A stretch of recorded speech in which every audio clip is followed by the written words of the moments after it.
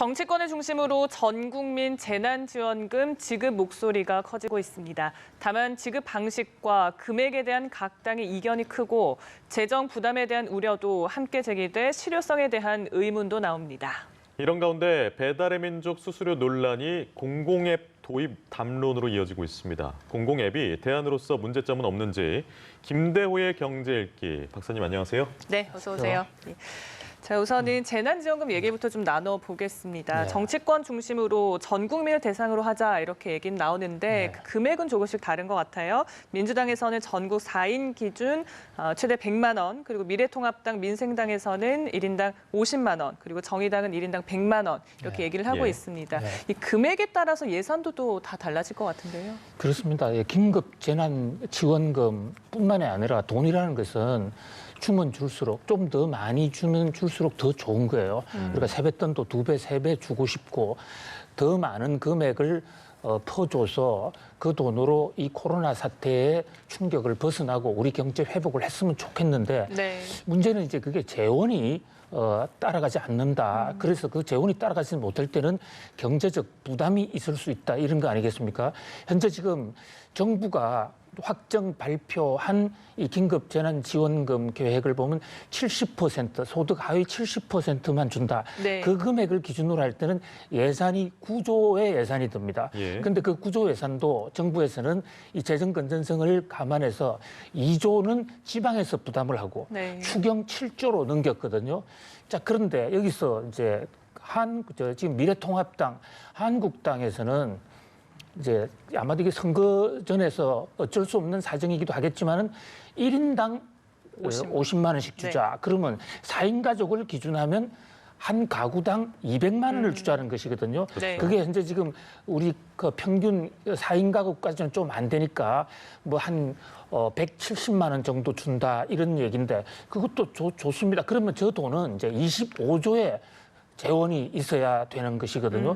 7조라는 당초 예산 규모에 비해서 훨씬 더 많은 금액을 내놓아야 되는데 현재 우리가 저렇게 25조의 적자를 감당할 수 있느냐 이런 점에서 좀 회의적인 시각이 있죠. 물론 황교안 이 미래통합당 대표는 이것을 추경을 하지 말고 현재 대통령이 긴급 재정명령권을 발동해서 네. 그렇게 되면 예산을 새로 짤 수가 있습니다. 우리 새해 예산이 지금 512조 여러 가지 책정이 됐는데 거기서 25조를 좀 땡겨와서 불효불급한데 쓰지 말고 그거로 국민들을 주자 이런 얘기인데 정부 입장에서는 과연 그 25조를 빼서 국민들한테 주고 나면 다른 재정을 운영을 해 나갈 수 있겠느냐 네. 이제 이런 데 대한 이 고민이 있는 것이고요.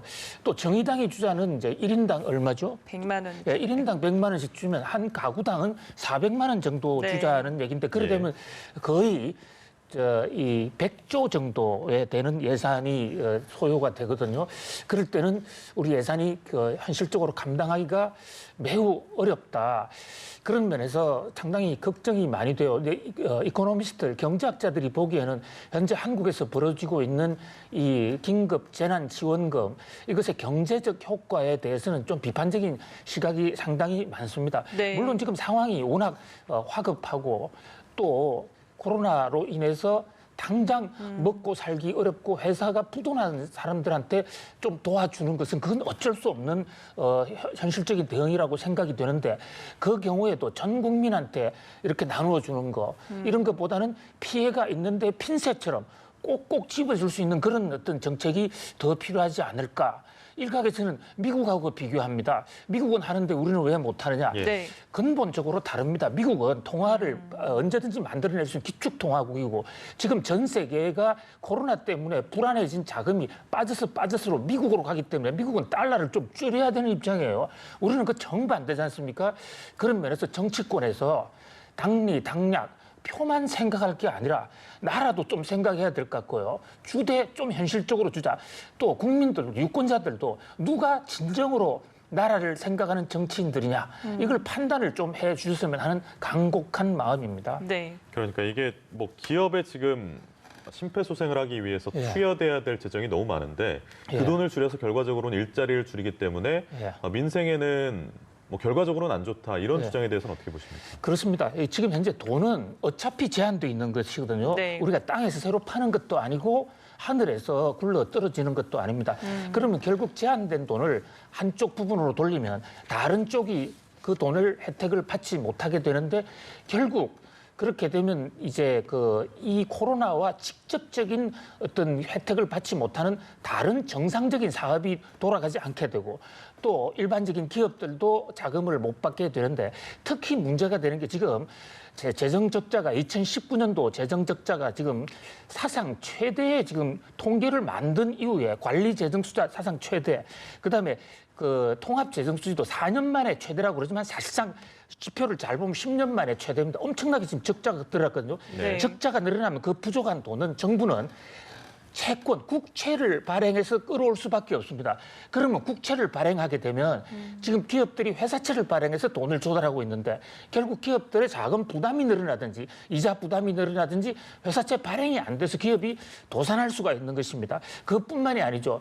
이 통화를 이렇게 늘리게 되면 우리나라 돈 가치가 떨어지면 우리나라에 들어와 있는 외국인 자본이 한국 돈은 이제 앞으로 가치가 떨어질 것이야 이렇게 판단하게 되면 우리나라 주식 자금을 비롯해서 자금들이 전부 다 미국으로 또는 다른 나라로 빠져나가게 됩니다. 예. 그렇게 되면 우리나라 통화 가치가 떨어지게 되고 최악의 경우에는 국가 부도의 위기를 맞을 수도 있는 그런 면이기 때문에 물론 재정의 집행, 긴급재난지원금 줘야 될 필요성도 어느 정도 인정을 합니다. 그러나 네. 좀 균형을 맞춰야 되겠다 하는 그런 생각을 해봅니다. 네, 좀 균형이 필요해 보이네요. 자, 배달의 민족 수수료 논란도 있었습니다. 그 이후에 지자체를 중심으로 공공앱을 개발하자 이런 네. 얘기가 나오는데 실제 공공앱이 좀 효과가 있을지 혹시 뭐 부작용은 없을지 궁금해요. 예, 이제 정부가 뭐 모든 것을 다 할 수는 없겠죠. 부작용이 분명히 있을 것입니다. 그러나 지금 배달의 민족이 하는 횡포가 좀 도를 지나쳤다 하는 이런 지적이 많이 있거든요. 사실 이 배달의 민족이 지금 수수료를 5.8%를 걷는다. 그 자체가 문제가 아닙니다. 굉장히 심각한 것은 이 배달의 민족이 자신의 회사 총 자산을 딜리버리 히어로라는 독일 회사에 팔지 않습니까? 네. 근데 그 딜리버리 히어로가 이미 배달통이나 요기요를 다 장악하고 있다고요. 그러니까 만약에 저 공정거래위원회에서 배달의 민족 인수를 허용해 준다면 100%를 한 기업이 갖게 되면 네. 그 자체만으로서 우리나라의 음식점 배달은 독일 회사가 다 장악을 하게 됩니다. 예. 공정거래법이라는 것은 누가 나쁜 짓을 하지 않았다 하더라도 독점이 돼 있는 그 자체도 시장 경제에 큰 위협이 되기 때문에 그것을 막아야 된다 하는 그런 점에서 볼 때 정부로서는 어쩔 수 없는 이 배달의 민족의 횡포를 막기 위해서 좀 공공 앱을 늘려야 되겠다. 보다 더 이제 좋은 것은 정부가 직접 하는 것보다는 다른 배달의 민족이 아닌 또 다른 어떤 업자가 나와서 시장에 경쟁이 형성돼서 가격이 좀 내려갈 수 있도록 정부가 지원해주는 그러나 지금 시장 독점이 너무 강하기 때문에 어떤 업체가 나와서 저 우아한 형제 딜리버리 히어로를 따라잡기가 굉장히 어렵거든요. 네. 그런 면에서 이재명 지사나 군산시장 이런 데서 하는 이 배달 앱을 정부가 지원하자라는데 적어도 단기적으로는 절박성이 있다 이렇게 보겠습니다. 그러니까요. 말씀하신 것처럼 수수료 문제로 촉발된 이번 사안이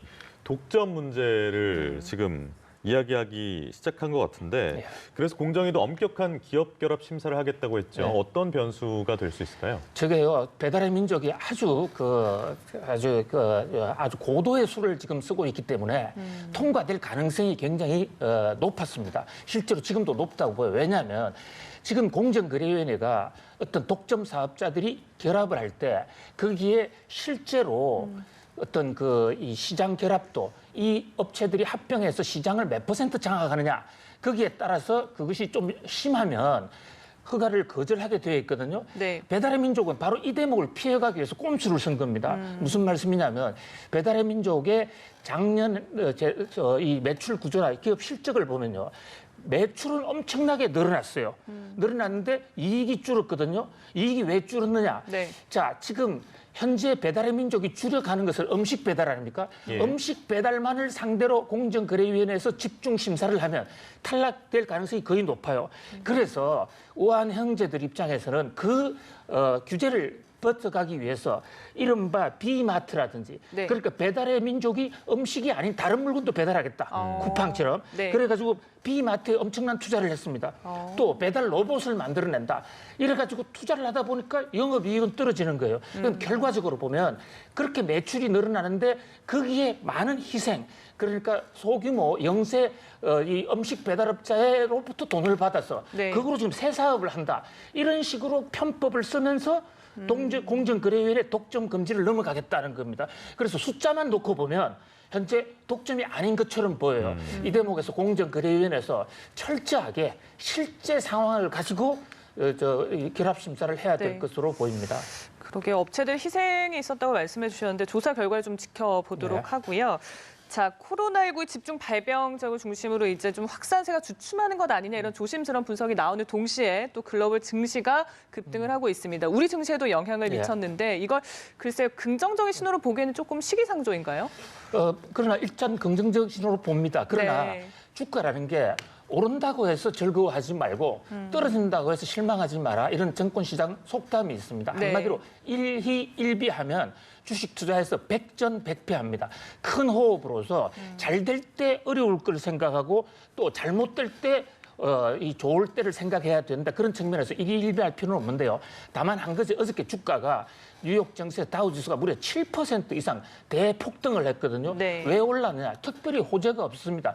그럼에도 불구하고 트럼프 대통령이 이제 코로나가 이제 그 긴 터널의 끝에서 조금씩 빛이 보일 수도 있다. 예. 그 한마디 또는 이제 보건당국에서 이번 주 정도의 피크를 이룰 수 있다. 이런 말인데 그런 말이 나온다 하더라도 주가가 올라가기 위해서는 기본적으로 증권시장 주변의 실탄, 그러니까 유동성이 풍부해야 되거든요. 그런데 지금 이 미국 연준이라든지 미국 정부가 대대적인 지금 통화를 살포해놔 그 돈이 대기하고 있지 않습니까? 그게 집중적으로 끌어올랐고 또 국제 유가도 9일 날 이제 그 오페크 회의를 하게 돼 있는데 네. 이번에는 좀 정상화가 될 것이다는 그런 기대가 작용을 했고 우리 시장뿐만 아니라 지금 아시아 시장 뭐 전체적으로 지금까지는 오르고 있는데 그러나 하루의 상승 하락에 너무 목을 매서는 안 되겠다 이런 생각을 해봅니다. 그러니까 우리 증시에 오늘 또 변동성을 부여한 것 중에 하나가 삼성전자 그렇습니다. 실적 발표였는데 매출이 55조 원, 영업이익이 6조 4천억 원. 이게 좀 선방했다 이런 평가가 지배적이던데 어떻게 보십니까? 아주 선방을 했죠. 그러니까 예상보다도 훨씬 더 실적이 좋다. 이렇게 볼 수가 있습니다. 매출 55조 이것은 평상시에 코로나가 없을 때에 비해서 거의 차이가 없는 수준이고요. 주목되는 것은 영업이익인데요. 네. 매출은 벌어들인 돈이고 거기서 투자를 할 때 관리할 때 나간 돈을 빼고 나면 그게 영업이익이 되는데 영업이익이 6조 4천억입니다. 그러니까 작년 1분기보다 오히려 늘어났어요. 2.7%. 왜 이렇게 늘어났느냐. 최근에 삼성전자가 이 스마트폰 이런 게 좀 잘 안 나가고 있다고 그래요. 그럼에도 불구하고 반도체 부분이 작년 연말부터 네. 지금 폭발적인 증가세를 보이고 있습니다. 수요는 거래 물량은 작년이나 금년이나 큰 차이가 없는데 반도체 단가가 지금 많이 올랐거든요. 예. 그런 면에서 효자 상품 반도체 덕에 삼성전자는 흔들리지 않았다라고 볼 수 있고요. 다만 전 세계적으로 지금 이 코로나 쇼크가 오기 시작을 한 게 3월 11일 날 WHO 세계보건기구가 팬데믹을 선언했습니다. 그때 이후로 해외에 있는 삼성전자 공장이 좀 셧업을 해서 그런 것들이 3월 후반기에는 좀 영향을 줬을 텐데 1분기에는 상대적으로 좀 그 기간이 적었다. 그래서 2분기 이후를 좀 걱정하는 시각들이 있어요. 그러나 또 한편으로는 지금 이 비대면 교육이라든지 원격 교육 이런 것이 좀 장기화될 것을 보면서 서버 용량을 늘려야 되거든요. 반도체 수요는 한쪽에서는 지금 아주 폭발하고 있습니다. 그래서 플러스적인 요인과 마이너스점이 공존하고 있는데 네. 아무튼 현재까지는 so far so good 지금까지는 아주 잘하고 있다 이렇게 볼 수 있겠습니다. 네. 자, 마지막으로 2월 경상수지 흑자폭도 전년 대비 확대가 됐습니다. 64억 1천만 달러 흑자. 이 수치가 지니는 의미 어떻게 보세요? 예, 6월 달에 국제 수지 64억 정도 달러의 흑자가 나지 않았습니까? 네. 평소에 비해서 이것도 한 30-40% 흑자 규모가 더 커졌어요. 네. 물론 2월 달은 3월 달 팬데믹 선언하기 전 상황이기도 하지만은 그러나 그럼에도 불구하고 우리나라의 이 코로나가 생긴 게 1월 20일부터고 또 중국 우한에 1월 중순부터 문제가 생긴 것들을 생각하면 우리나라 경상수지도 잘 방어했다. 그 방어하게 된 가장 큰 핵심 중에 하나가 삼성전자뿐만 아니라 SK 하이닉스까지 포함해가지고 우리나라 반도체가 가격 단가가 많이 올랐다. 그다음에 2월 달에는 설이 1월 달로 앞서기 때문에 좀 생산 일수가 늘어났다. 이 요인이 하나 있고요. 또 하나는 해외 여행이 줄어들면서 우리나라가 서비스 수지에서 만성적인 적자국입니다. 예. 그러니까 해외 여행을 가지 않게 되면서 이 부분이 흑자가 난 거예요. 그래서 경상수지 흑자가 지금 더 커졌다. 네. 그래서 현재로서는 적어도 거시경제 지표만 놓고 볼 때 아직까지는 이 코로나 바이러스로 한 타격이 한국 경제는 본격적으로 주름을 주고 있지는 않다 이렇게 볼 수 있겠습니다. 네, 네. 알겠습니다. 오늘도 김대호의 경제 읽기 김대호 박사였습니다. 고맙습니다. 네, 고맙습니다.